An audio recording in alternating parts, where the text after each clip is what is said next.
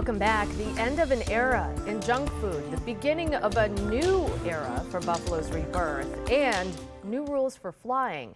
It all made news this week and decades past. Dave McKinley looks back on when it was all news to you. 10 years ago this week was when BP agreed to pay a record $4.5 billion fine in connection with a massive oil spill in the Gulf of Mexico, which had occurred 18 months prior. We'll kick it right off with this week's News to You pop quiz, which is, what was the name of the now infamous drilling rig forever linked to the incident where an explosion killing 11 workers sparked perhaps the biggest environmental disaster in U.S. history? That same week, Hostess, which had gone bankrupt after 82 years in business, announced it would cease operations and lay off most of its 18,000 workers. As part of its liquidation, it would also be selling off its venerable product line. But just 8 months later, a newly formed company which bought the rights to them began knocking out the Twinkies, cupcakes, and ho-hos once again, much to the relief of junk food junkies everywhere. Closer to home, preservationists rallied to stop the planned demolition of the old Bethlehem Steel headquarters in Lackawanna. They were unsuccessful. New York's first gentleman, Bill Hochul, was the U.S. attorney for Western New York. No one had even begun thinking about going cashless and getting rid of the toll barriers on the thruway. And the play-by-play voice of the Buffalo Sabres, Rick Jeanneret, was inducted into the Hockey Hall of Fame this week in 2012.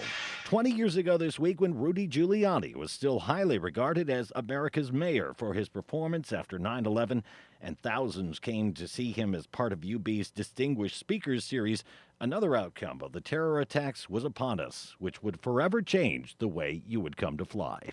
And tomorrow morning, TSA's new federal passenger screeners will be on duty at every airport in America.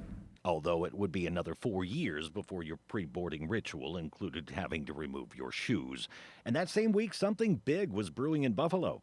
The whole idea is mind-boggling and hard to convey sometimes, the concept of a medical campus.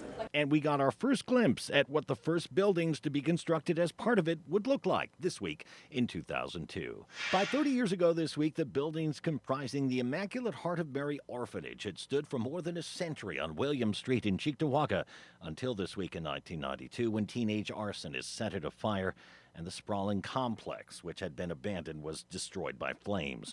All these years later, save for one small boarded-up structure, the site where it stood remains vacant since the fire that claimed that landmark there 3 decades ago, when it was all news to you. Thank you, Dave. So here's the answer to his News to You pop quiz. He asked if you recalled the name of that oil rig that exploded in the Gulf of Mexico, resulting in the biggest environmental disaster in U.S. history. The answer: Deepwater Horizon. This was 10 years ago this week that BP paid what was a record $4.5 billion fine in connection with that incident. It would later pay an additional $20 billion for costs associated with the disaster.